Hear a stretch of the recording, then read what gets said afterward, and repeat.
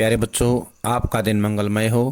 अगर आप नए हैं तो इस चैनल को सब्सक्राइब कर लें। चैनल का नाम है VVBBC चैनल।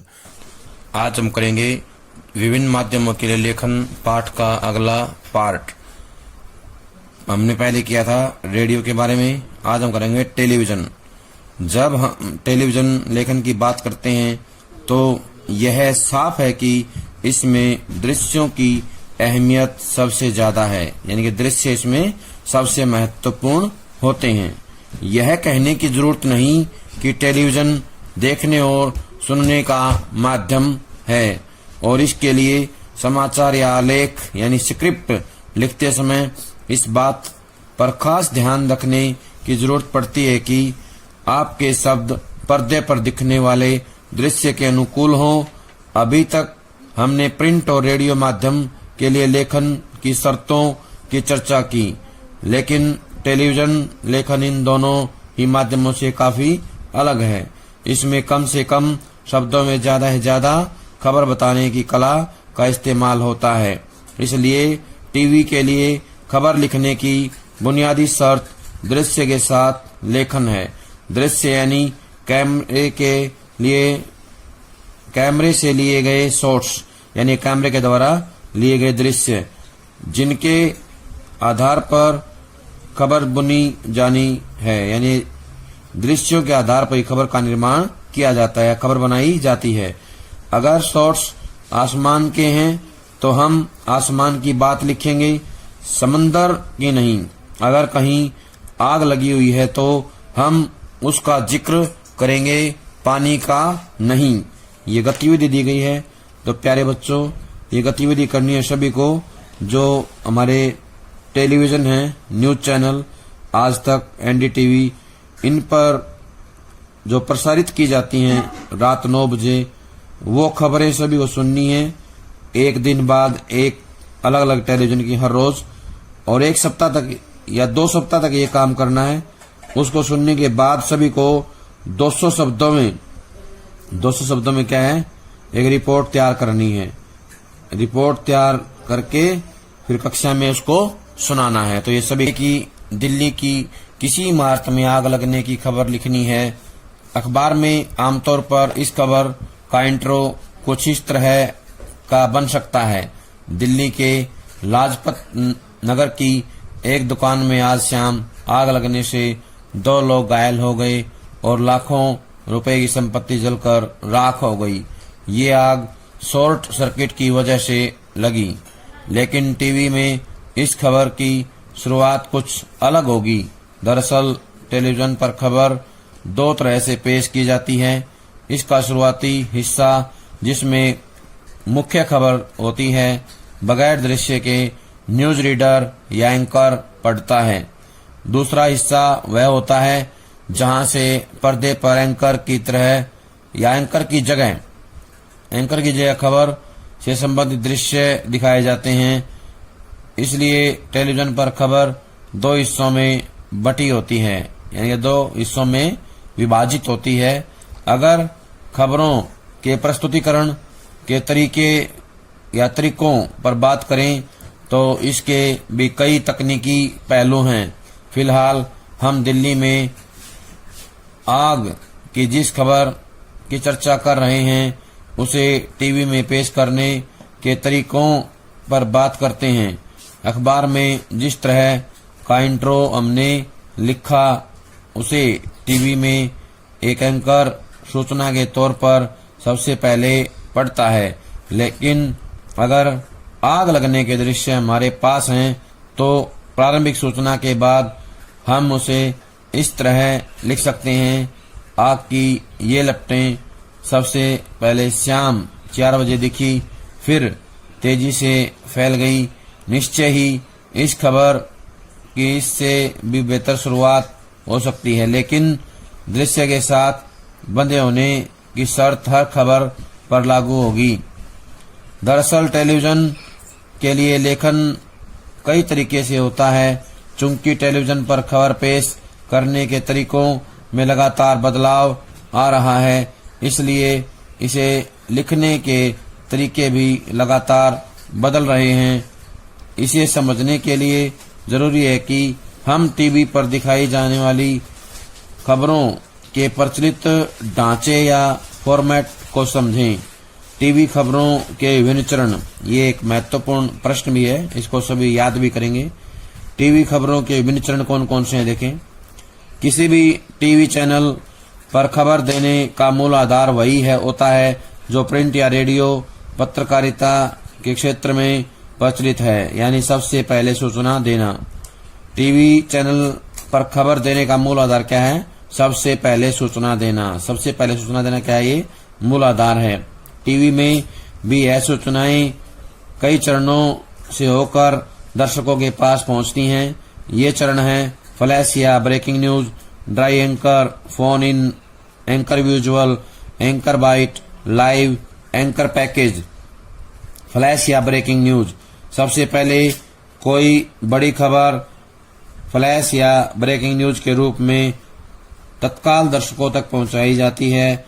इसमें कम से कम शब्दों में महज सूचना दी जाती है। ड्राई एंकर, इसमें एंकर खबर के बारे में दर्शकों को सीधे सीधे बताता है कि कहां, क्या, कब और कैसे हुआ। जब तक खबर के दृश्य नहीं आते, एंकर दर्शकों को रिपोर्टर से मिली जानकारियों के आधार पर सूचनाएं पहुंचाता है। फोन इन, इसके बाद खबर का विस्तार होता है और एंकर रिपोर्टर से फोन पर बात करके सूचनाएं दर्शकों तक पहुंचाता है। इसमें रिपोर्टर घटना वाली जगह पर मौजूद होता है और वहां से उसे जितनी ज्यादा से ज्यादा जानकारियां मिलती हैं वह दर्शकों को बताता है। एंकर विजुअल, जब घटना के दृश्य या विजुअल मिल जाते हैं तब उन दृश्यों के आधार पर खबर लिखी जाती है जो एंकर पढ़ता है। इस खबर की शुरुआत भी प्रारंभिक सूचना से होती है और बाद में कुछ वाक्यों पर प्राप्त दृश्य दिखाए जाते हैं। एंकर बाइट, बाइट यानी कथन, लेकिन टेलीविजन पत्रकारिता में बाइट का काफी महत्व है। बाइट होता है दर्शकों द्वारा कहे गए शब्द। टेलीविजन में किसी भी घटना या किसी भी खबर को पुष्ट करने के लिए इससे संबंधित बाइट दिखाई जाती हैं। किसी घटना की सूचना देने और उसके दृश्य दिखाने के साथ ही इस घटना के बारे में प्रत्यक्षदर्शियों या संबंधित व्यक्तियों का कथन दिखा और सुना कर खबर को प्रामाणिकता प्रदान की जाती है। कहने का आशय है कि घटनास्थल पर उपस्थित लोगों या प्रत्यक्षदर्शियों की बातें जो है दिखाई जाती हैं, उनके द्वारा कहे गए जो कथन है वो जो है सुनाए जाते हैं ताकि खबर प्रामाणिक हो जाए। लाइव, लाइव का मतलब सीधा प्रसारण। क्या होता है? सीधा प्रसारण। लाइव यानी किसी खबर का घटनास्थल से सीधा प्रसारण दिखाया जाना। सभी टीवी चैनल कोशिश करते हैं कि किसी बड़ी घटना के दृश्य तत्काल दर्शकों तक सीधे पहुंचाए जा सकें। इसके लिए मौके पर मौजूद रिपोर्टर और कैमरामैन ओबी वैन के जरिए घटना के बारे में सीधे दर्शकों को दिखाते और बताते हैं। एंकर पैकेज, एंकर पैकेज किसी भी खबर को पूर्णता या संपूर्णता के साथ पेश करने के लिए या करने का जरिया है। इसमें संबंधित घटना के दृश्य, इससे जुड़े लोगों की बाइट, ग्राफिक के जरिए जरूरी सूचनाएं आदि होती हैं। टेलीविजन लेखन इन तमाम रूपों को ध्यान में रखकर किया जाता है। जहां जैसी जरूरत होती है वहां वैसे वाक्यों का इस्तेमाल होता है। शब्द का काम दृश्य को आगे ले जाना है ताकि दूसरे दृश्यों से जुड़ सके। उसमें निहित अर्थ को सामने लाना ताकि खबर के सारे हास्य खुल सके। अक्सर टीवी पर खबर लिखने की एक प्रचलित शैली दिखाई पड़ती है। पहला वाक्य दृश्य के वर्णन से शुरू होता है, जैसे दिल्ली के रामलीला मैदान में हो रही ये सभा, या फिर जेल में छलांग लगाते बच्चे। इस प्रचलित शैली में आसानी यह है कि बिना किसी कल्पनाशीलता के टीवी रिपोर्टिंग का बुनियादी अनुशासन यानी दृश्य पर लेखन निभ जाता है, लेकिन इसमें शब्दों की भूमिका बेमानी हो जाती है। दर्शक जो अपनी आंख से देख रहा है उसे दोहराने का कोई फायदा नहीं है। कोई कल्पनाशील रिपोर्टर इन्हीं दृश्यों को अपने शब्दों से ज्यादा बड़े मायने दे सकता है। जैसे दिल्ली के रामलीला मैदान में हो रही इस सभा में लोग लाए नहीं गए, अपनी मर्जी से आए हैं। या फिर जेल में छलांग लगाते बच्चों के शॉर्ट्स के साथ लिखा जा सकता है। इन दिनों रोज गर्मी से निजात पाने का एक तरीका ये भी है। वैलेंटाइन डे सेलिब्रेशन की खबर लेनी हो और एक दूसरे को बधाई देने का कोई शॉट हो तो इसे कई तरीके से लिखा जा सकता है। इसे प्रचलित तरीके में इस प्रकार लिखा जा सकता है कि वैलेंटाइन डे पर एक दूसरे को बधाई देते ये छात्र। दूसरा तरीका इसको किसी अर्थ से जोड़ने का है। यहीं से रिपोर्टर की दृष्टि सक्रिय होती है और उसकी अपनी समझ भी दिखाई देती है। वह लिख सकता है, भारतीय समाज में आए इस नए चलन से लोग खुश भी हैं और दुखी भी। या फिर यह नई आधुनिकता परंपरावादियों को रास नहीं आ रही। लेकिन टीवी सिर्फ दृश्य और शब्द नहीं होता, बीच में होती है ध्वनियां। टीवी में दृश्य और शब्द यानी विजुअल और वॉइस ओवर वीओ के साथ दो तरह की आवाजें और होती हैं। एक तो वे कथन या बाइट जो खबर बनाने के लिए इस्तेमाल किए जाते हैं, और दूसरी वे प्राकृतिक आवाजें जो दृश्य के साथ साथ चली आती हैं, यानी चिड़ियों का चहचहाना या फिर गाड़ियों के गुजरने की आवाज, फिर किसी कारखाने में किसी मशीन के चलने की ध्वनि।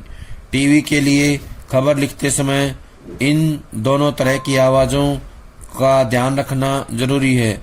पहली तरह की आवाज यानी कथन या बाइट का तो खैर ध्यान रखा ही जाता है। अक्सर टीवी की खबर बाइट्स के आसपास ही बुनी जाती है, लेकिन यह काम पर्याप्त सावधानी से किया जाना चाहिए। कथनों से खबर तो बनती ही है, टीवी के लिए उसका फोरम भी बनता है। बाइट सिर्फ किसी बयान पर नहीं होते जिन्हें खबर के बीच उसकी पुष्टि भर के लिए डाल दिया जाता है। वह दो वॉइस ओवर या दृश्यों का अंतराल भरने के लिए पुल का भी काम करता है। लेकिन टीवी में सिर्फ बाइट या वॉइस ओवर नहीं होते, और भी ध्वनियां होती हैं। उन ध्वनियों से भी खबर बनती है या उसका मिजाज बनता है। मिजाज होता है स्वभाव। इसलिए किसी खबर का वॉइस ओवर लिखते हुए उसमें शॉर्ट्स के मुताबिक ध्वनियों के लिए गुंजाइश छोड़ देनी चाहिए। टीवी में ऐसी ध्वनियों को नेट साउंड यानी प्राकृतिक आवाजें कहते हैं, यानी वो आवाजें जो शूट करते हुए खुद ब खुद चली आती हैं।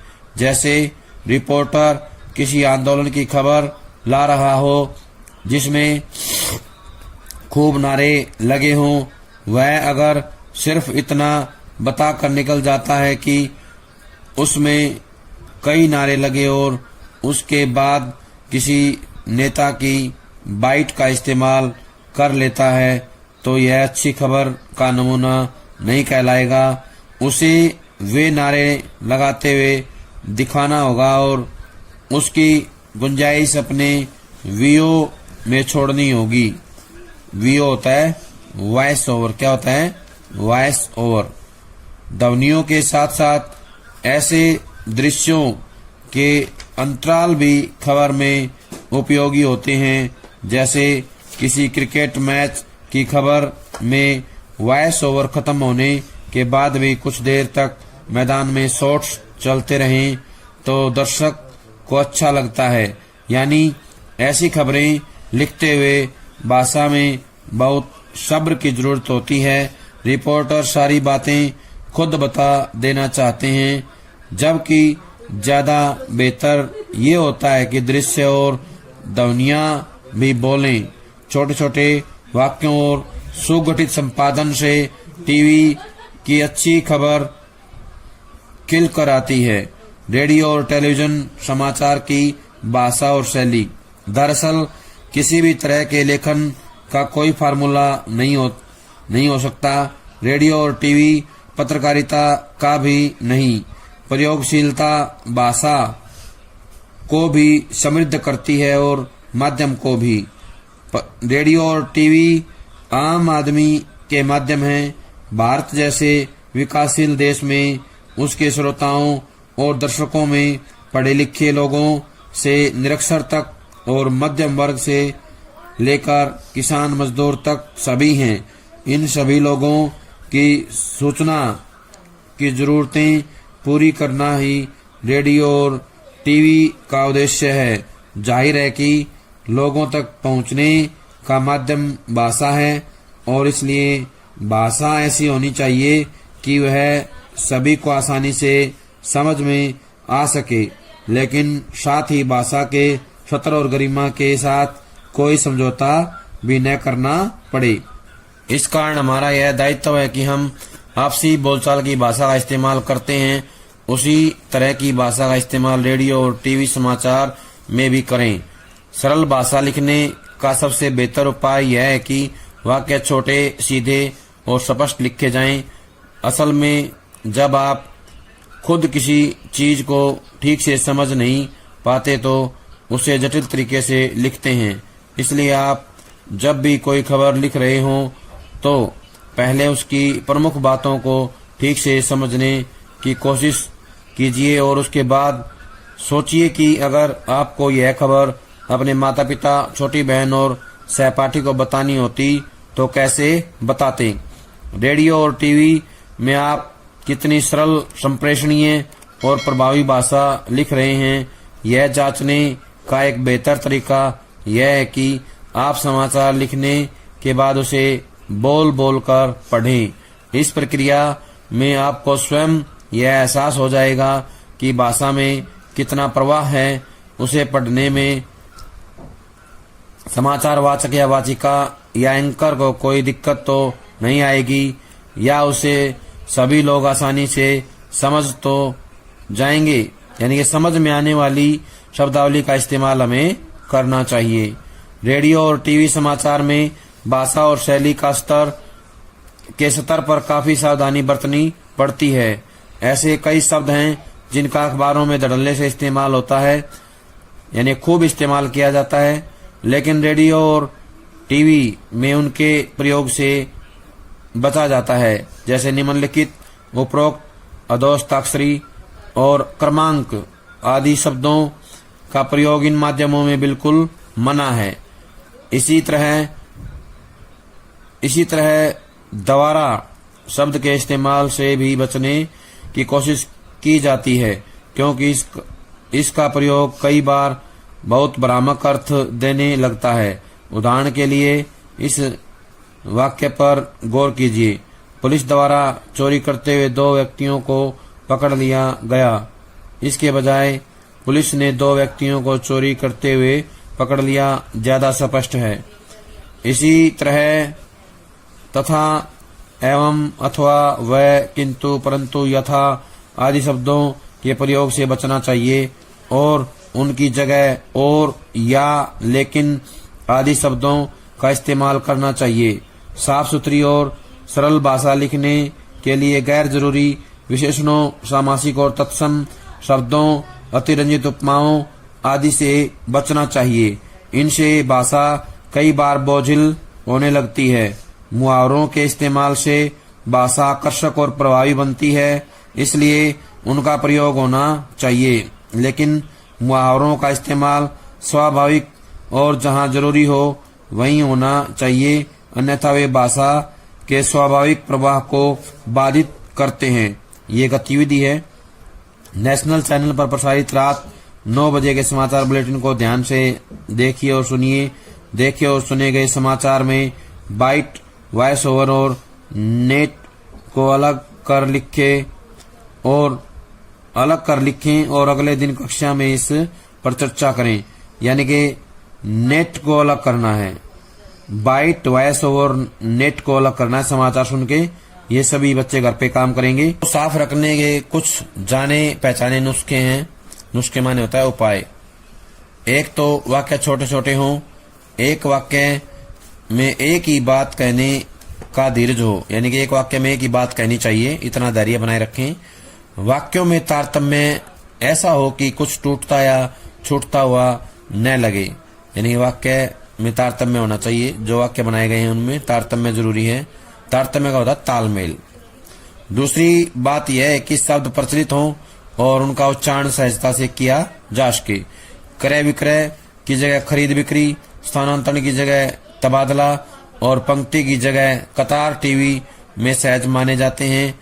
यानी वैसे शब्द जो बोलचाल के करीब हों, उनसे विद्वता न झलके बल्कि अपना सहज पड़ोस दिखाई पड़े, इस प्रकार के शब्दों का इस्तेमाल करना चाहिए। प्यारे बच्चों, आज जो काम करवाया गया है प्यारे सभी बच्चों, इसको अच्छे ये था हमारा कॉपी में लिख कर याद करें। पार्ट सभी का अगला, बहुत जिसमें धन्यवाद।